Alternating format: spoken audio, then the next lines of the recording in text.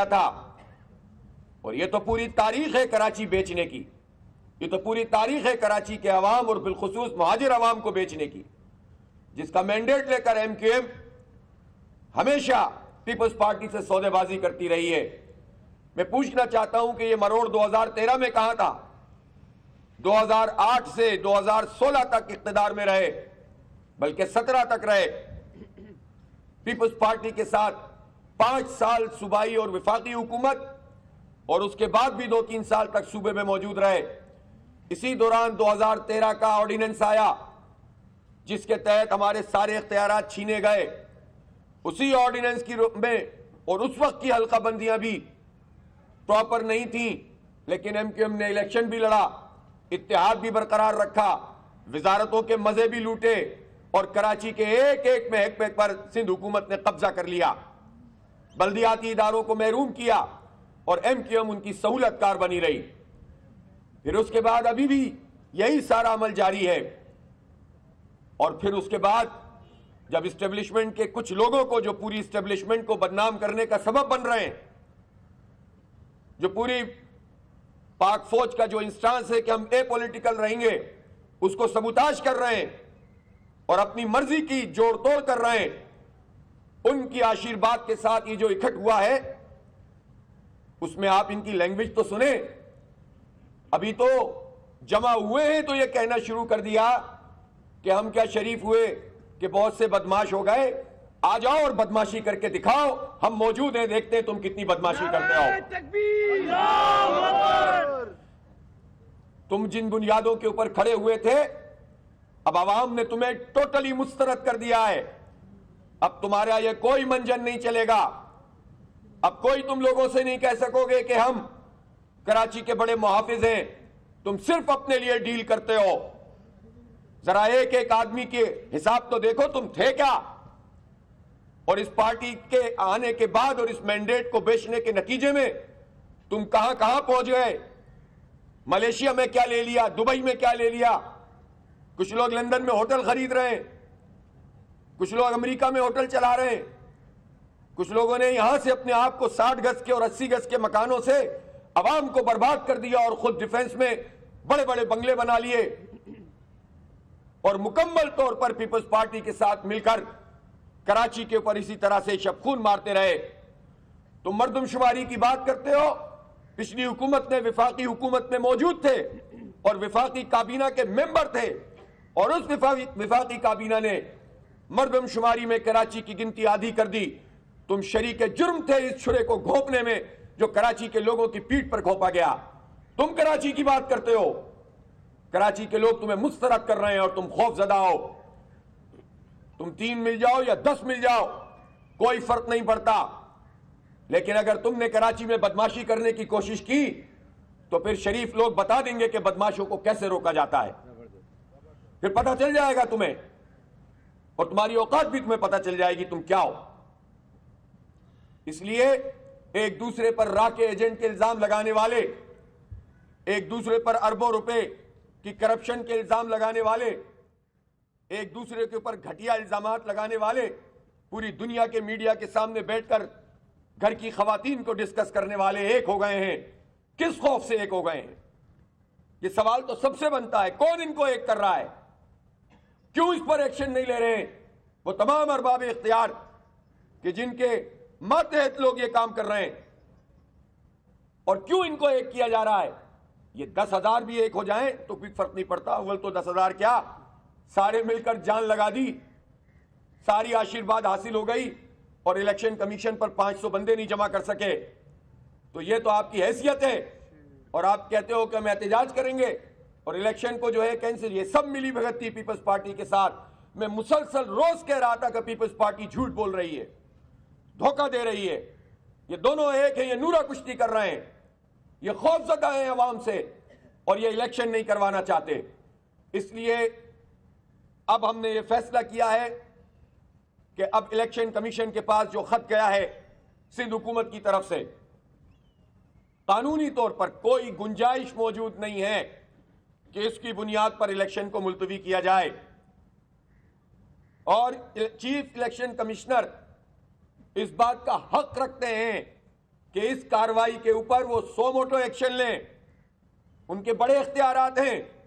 یہ کیسے ممکن ہے کہ الیکشن سے 2 دن پہلے آپ ایک نوٹیفیکیشن کے ذریعے سے کہہ دیں کہ الیکشن نہیں ہو سکتا؟ الیکشن کے رولز کے مطابق، قانون کے مطابق جب الیکشن کی اناؤنسمنٹ ہو جائے تو پھر حلقہ بندیوں کو تبدیل نہیں کیا جا سکتا. یہ بات تو خود الیکشن کمیشن کہہ چکا ہے. 3 مرتبہ ہائی کورٹ نے فیصلہ دے دیا، 1 مرتبہ سپریم کورٹ نے فیصلہ دے دیا، الیکشن کمیشن نے خود فیصلہ دے دیا. لہذا ہمارا مطالبہ یہ ہے کہ الیکشن کمیشن ان کے خط کو واپس پھینکے، ان سے ان کے کارروائی کرے کہ آپ کو یہ جرت کیسے ہوئی کہ آپ نے اس فیصلے کے الرغم جو ہم نے کیا ہوا ہے، آپ نے ہمیں اپنا فیصلہ سنایا ہے اور خط ہمیں لکھا ہے، اس کو مسترد کرنا چاہیے. ہمارے کارکنوں میں، کراچی کے عوام میں غم و غصہ ہے. ایک لہر تھی اور ہے اس وقت بھی کہ لوگ یہ چاہتے ہیں کہ شہر کے حالات بدلیں. یہ جماعت اسلامی کا نقصان نہیں ہو رہا. یہ کراچی کے اپنا وہ میئر چنیں گے، اپنی وہ بلدیہ لے کر آئیں گے، اپنے وہ ٹاؤن کے چیئرمین ہوں گے، اپنی یو سی کے اور کونسلر کی وہ لوگ ہوں گے جو گراس روٹ لیول پر لوگوں کے مسئلے حل کریں گے. لوگ اسٹریٹ کرمنل کا شکار ہیں، تعلیم نہیں ہے، روزگار نہیں ہے، سڑکیں بن رہی ہیں تو کرپشن ہو رہا ہے. اتنی بڑی پیمانے پر کرپشن ہے کہ الامان والا فیس، اور اس کرپشن کے مال میں حصے داری کے لیے یہ لوگ جو ہے اپنے ریٹ لگواتے ہیں اور فیسیلیٹیٹر بنتے ہیں وڈیروں اور جاگیرداروں کے. اس لیے آج انشاءاللہ تعالی 3 بجے الیکشن کمیشن سندھ کے آفس پر دھرنا ہوگا. میں ایک شہر کے عوام سے کہتا ہوں کہ بڑی تعداد میں شریک ہوں، کارکنان لوگوں کو موبیلائز کریں. ہم اس حق سے دستبردار نہیں ہو سکتے. ہم تو نہیں کہہ رہے کہ ہمیں چور دروازے سے ایڈمنسٹریٹر بنا دو. بعض لوگ تو لائن میں لگے ہوئے ہیں، عوام کو فیس کر نہیں سکتے، چور دروازے سے ایڈمنسٹریٹر بننا چاہتے ہو تو آپ سوچو کیا حال ہے تمہارا. زبردستی رابطہ کمیٹی کے لوگوں کو ایڈمنسٹریٹر بنوایا. یہ تمہارا مینڈیٹ ہے، یہ تمہاری اوقات رہ گئی ہے اب عوام میں، اور تمہیں زبردستی ہوا بھر بھر کے بڑھانے کی کوشش کر رہے ہیں. سب ناکام ہوں گے، ساری سازشیں انشاءاللہ ناکام ہوں گی. تو الیکشن کمیشن کے آفس میں 3 بجے انشاءاللہ دھرنا ہوگا. تمام لوگ وہاں پر پہنچیں. وہیں پر ہم آئندہ کل لائحہ عمل کا اعلان کریں گے. میں الیکشن کمیشن کو وارن کرتا ہوں کہ الیکشن کو ڈیلے نہیں ہونا چاہیے. فیصلہ ان کے ہاتھ میں ہے.